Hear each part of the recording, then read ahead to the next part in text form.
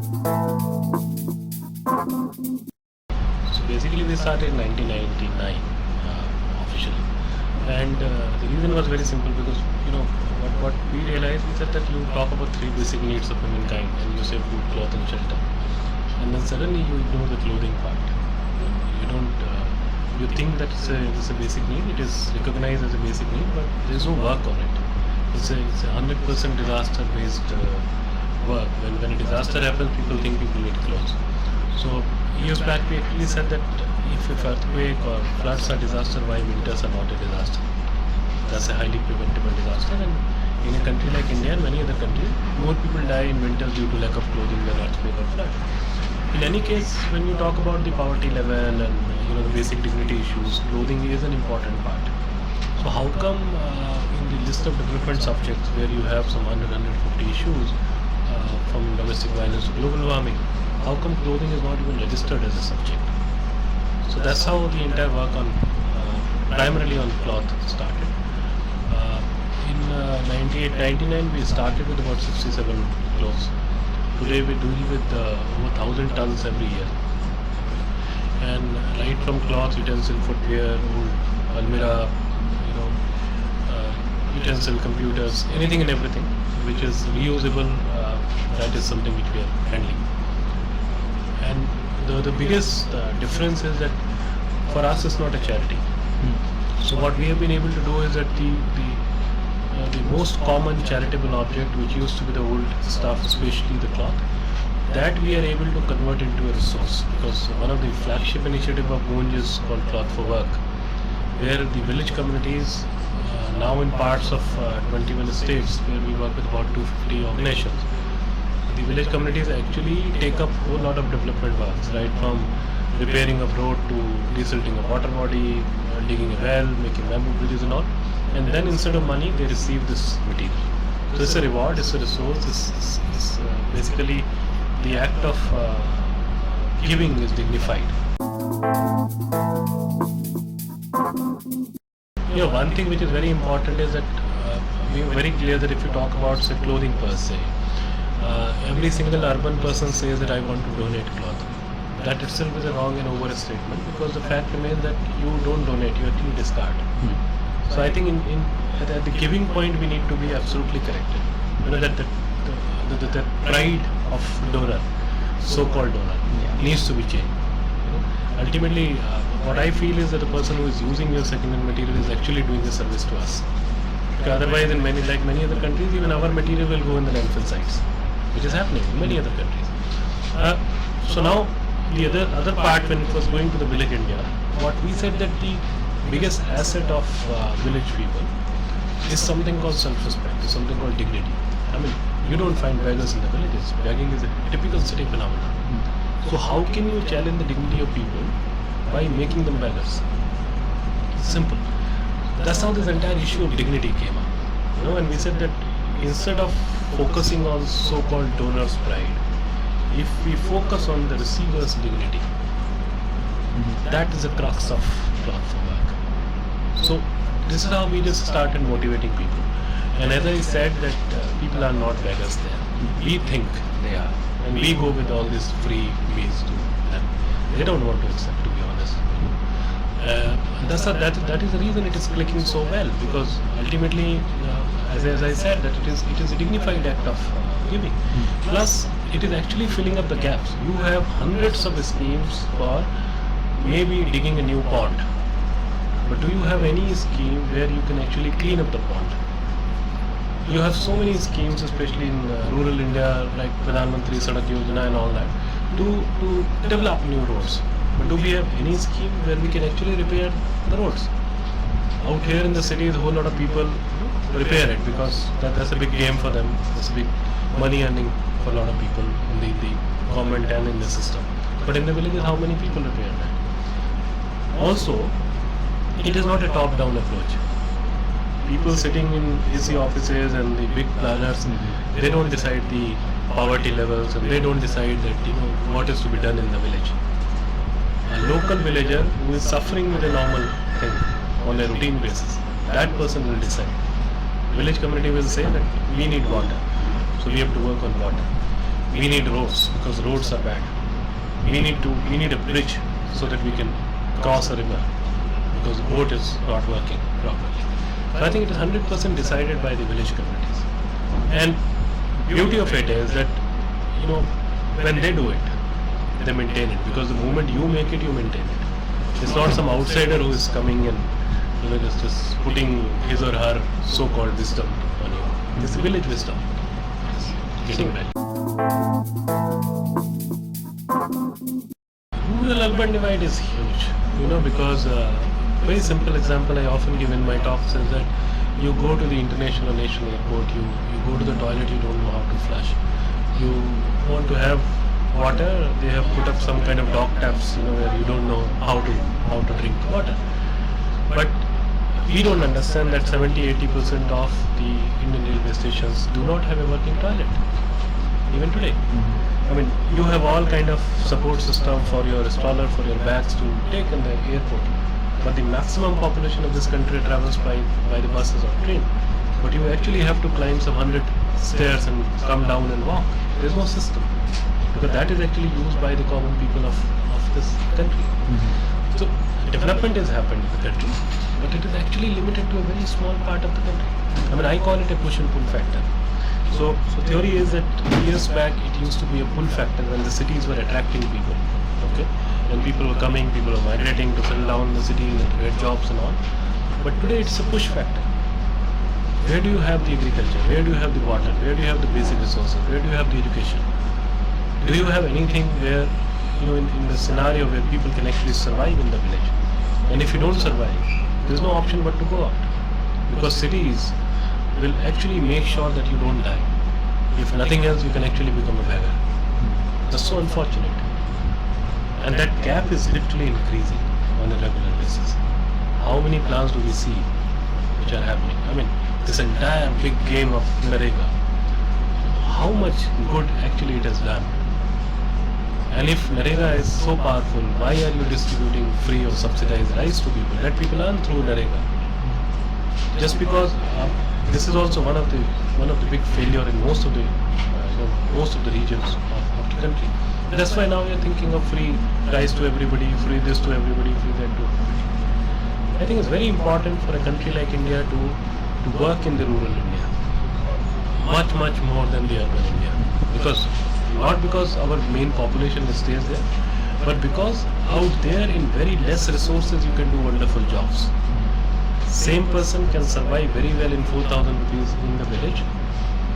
The person who needs about 8 to 10,000 rupees just as a basic survival in urban India, and the person is happy out there. Just that we have to provide some basic facilities which are lacking. So I think the country really needs to focus on the rural parts.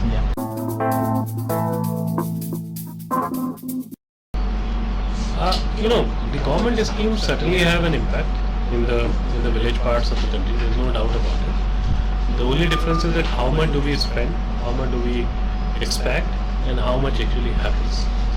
So, as we always say, that implementation is a big issue.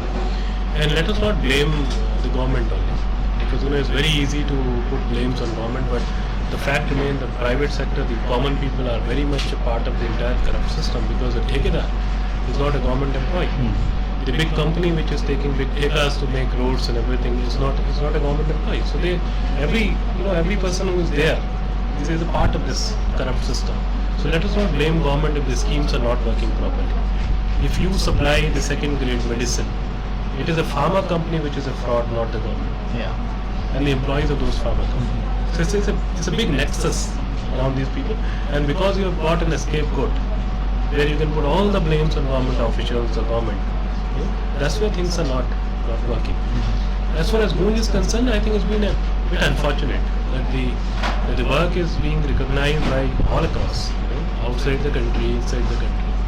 But the government has never seen this work. I mean, in the states like Bihar, Odisha, where the work is pretty visible also, fine. I mean, we work in a very peaceful manner. We don't make halla-gulla, we don't put banners and all that. But the work is visible. I mean, when in the last 2 years over 900 activities, major activities of cloth for work have happened, the work is visible, the bridge is visible, the well is visible. but we've hardly seen any government official coming and becoming a part of it. Rather, in certain cases, we support, like any time a fire happens anywhere, not only in Delhi but in other parts of the country, the government officials just come with a request to provide material. That's what we do.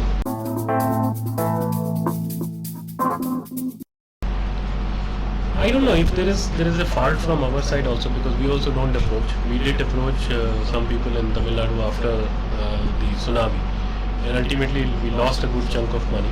What the government promised and they never gave us, and people only laughed on us when we followed up. So we have not given up. It's very simple. But the government needs to understand, especially if you talk about the development sector. Unfortunately, it is going through a very bad phase. Across the country, every single person needs NGOs. You talk about corporate, CSR they need it, government to implement the schemes they need it, normal resident welfare associations need you, the market association, the people, everybody needs you. But everybody puts the blame on the NGOs. I mean, it's so easy to say NGOs fraud. I mean, this is what publicly I ask, that if you, add all the frauds of NGOs, is it equal to Satyam? And if you also add Satyam, is it equal to Enron? What Citibank people have done here, what Reebok people have done here. So these are, the institutions are not fraud. These are the individuals who are fraud, and they are everywhere in every sector. The moment a Citibank employee does something, people say Citibank.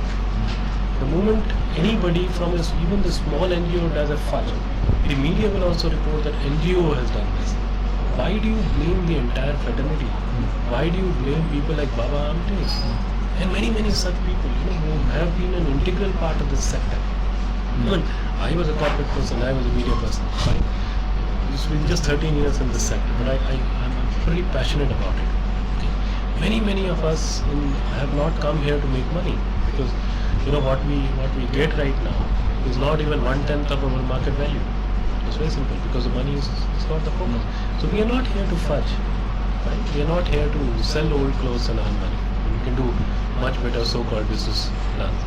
But that's just a mistrust. And in my words, I think I always say that the logic is always for not doing something. Doers don't look for a logic. So this is something like this. If you don't want to do anything, put a blame on someone. So easy. Yeah.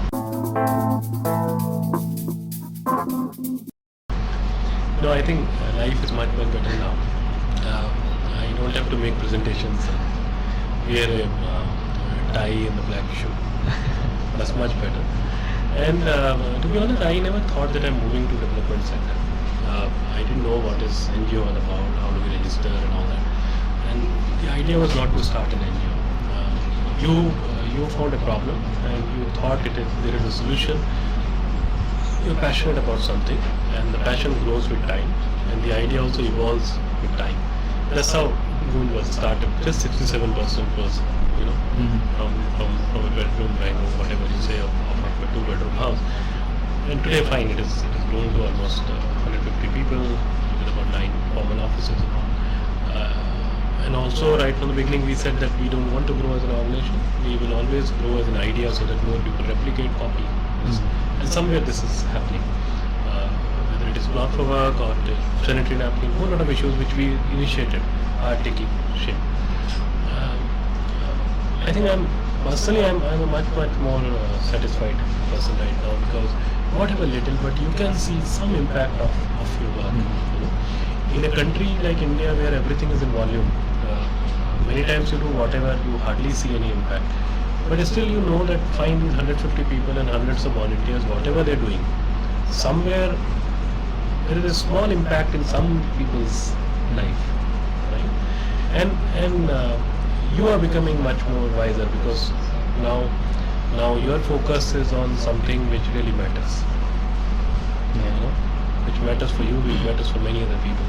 I think in the last 13 years, that has really changed. You feel that you are gaining something.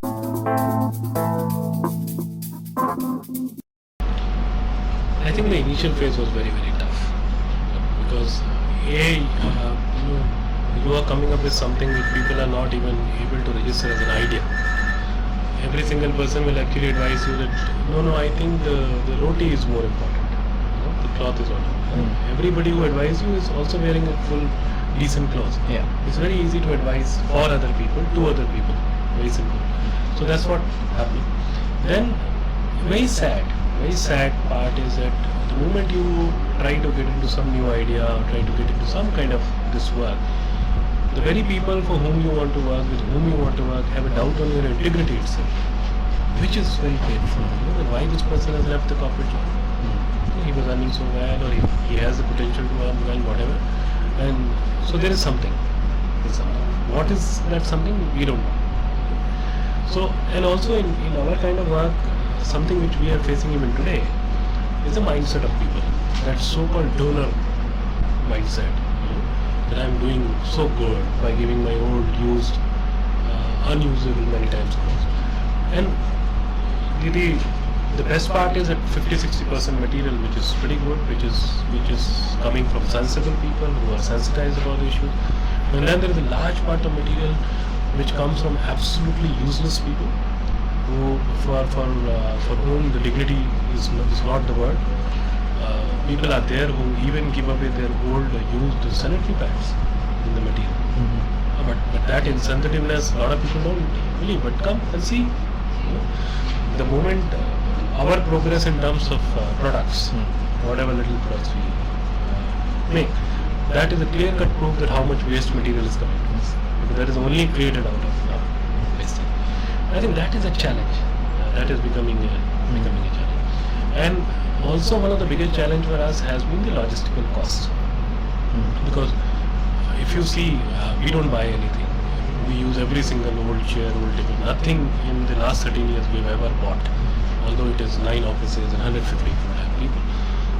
3 things where we need money desperately is the people who will sort the material, place where we will store the material, and transport.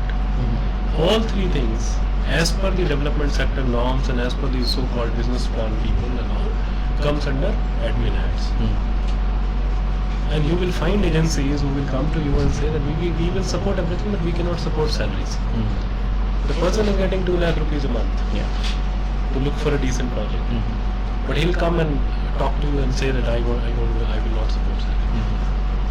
So I think for us it is very important to break these traditional way of thinking. And one thing which I can very well say about Moj is that we have been able to defy lots and lots of norms of the sector or the thought process of people. We do not have a fundraising executive. We don't organize fundraising events. We do not have a fundraising department. We don't go to corporate to have a meeting. We force them to come and see our work. We don't go to people to tie up with us. So I think we don't have a very polished language in many cases. It's very simple. If there is something, if someone who has created nuisance, we will equally respond. We have those guts. It's very simple. Some people like it, some people don't, but that's okay. It's very simple. That's what I say, that one thing which we have been able to do is this.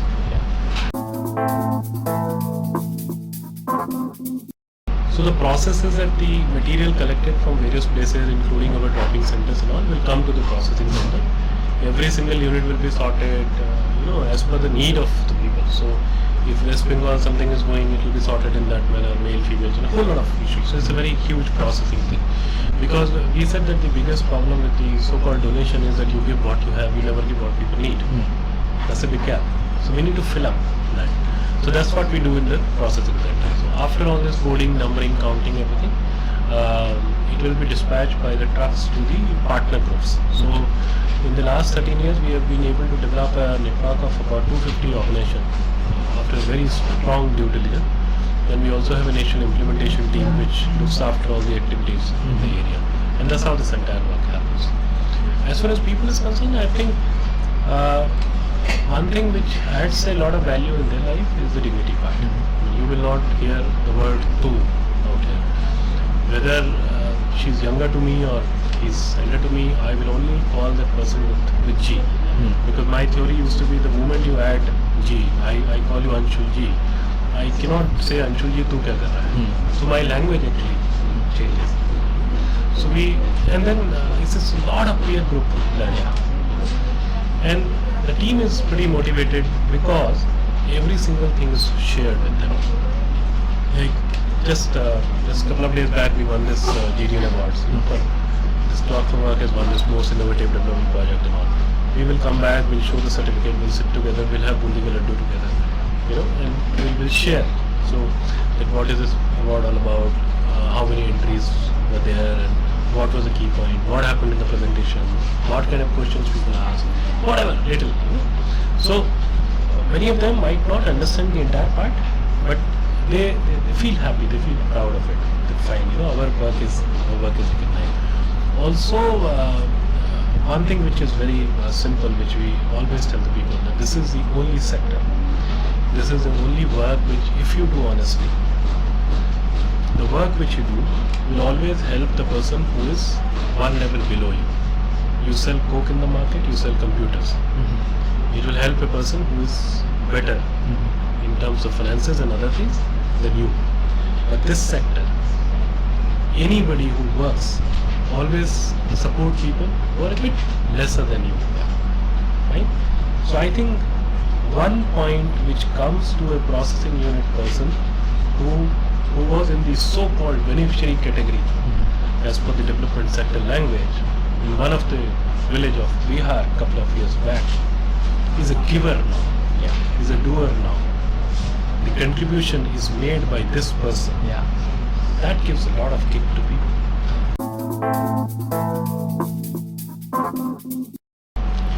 We don't work on numbers, to be honest, but we have already entered in parts of 21 states.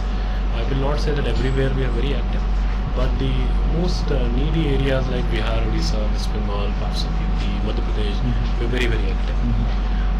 In terms of number, one concept which we started was the sanitary pad thing. So in the last few years we have created about 20 lakh napkins, right? And it is also used as a tool, not as just one material which you can use kind of thing. Then we channelize almost 1,000 tons of material every year. So which is about 10 lakh kg. So even if you take a rough estimate, I've never calculated, even if you say 1 person 2 kg, even then it supports about 5 lakh people. But for us, what people need to understand that for us this entire boon and the material is a tool. Okay, it is not something, say we give clothes to someone, that person wears clothes, or we give stationery, that person studies, and that's the person we should count. We should not, because for us this entire material is a tool. Is a tool to bring people together. Is a tool to tell people their own power, that you can make a bridge, you can dig a well, which they never understood earlier, right? It's a tool to open up a dialogue. It's a tool to initiate a lot of community work, fill up a lot of gap areas. So when you say how many life impacted, how do I say that these people made a bridge and how many people have crossed? It's such a funny thing to do. So that's why we don't go on number.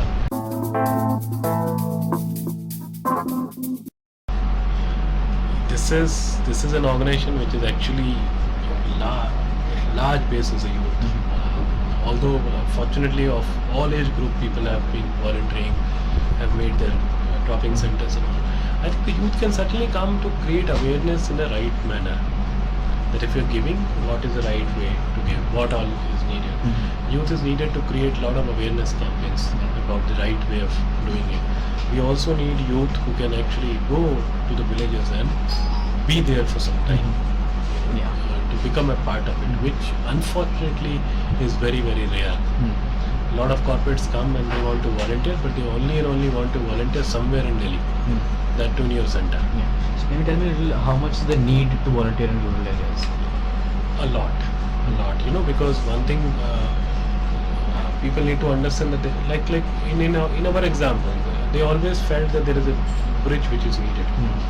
They always had bamboo with them. They always had the wisdom. But you need someone who can actually put this equation together. So that's why we need a lot of people just to chat with them, just to open up the mind. Because we have been lucky. All of us are very lucky that we got into a formal system of so-called education and the peer group system and whole lot of things. That's why we are much better aware in certain things. Some of us, not all. So I think that is where the youth is needed to spend a lot of time there. And just showcase some of the case studies or talk about.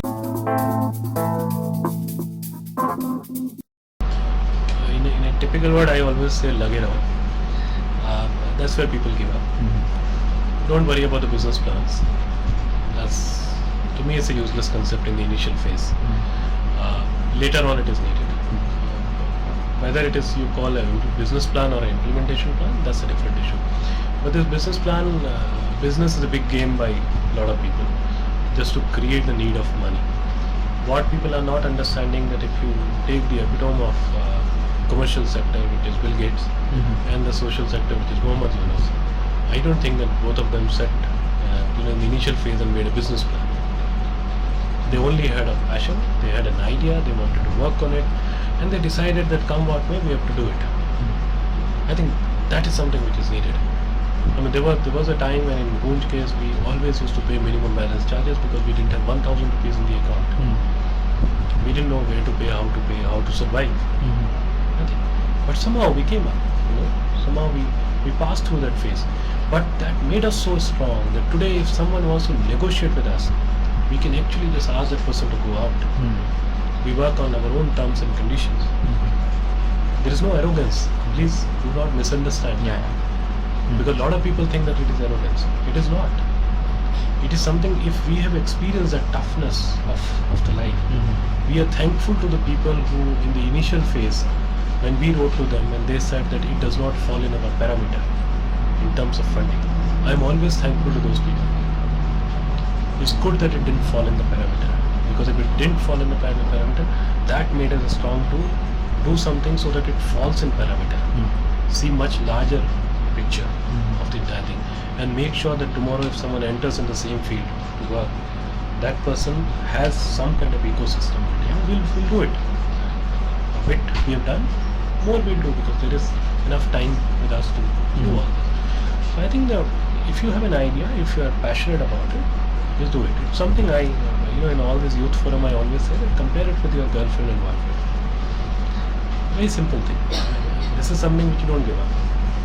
You fight with your parent, you lagao makhan, you run away, do something, but at the end of the day, you put in your best effort. After that you fail, some of them, that's a different issue. Have that kind of passion on this. I have to marry this girl. Very simple. Then it will work. Because as I again say, that logic is always for not doing something. Don't be afraid of the Excel sheet, and don't be afraid of your education loan. These are practical problems, but you will have enough case studies where people have been able to pay the education loan also. Pay after 2 years. Nobody is going to come and take away your home because you don't have. I mean, even what can the banker do with you? He can only put some extra interest on you. He cannot take away because you don't have any properties. And you are not a defaulter. By heart, you are not a defaulter. You are just saying that I will pay after 2 years. And I will pay with interest. So you are an honest person. I mean, what is the harm in that?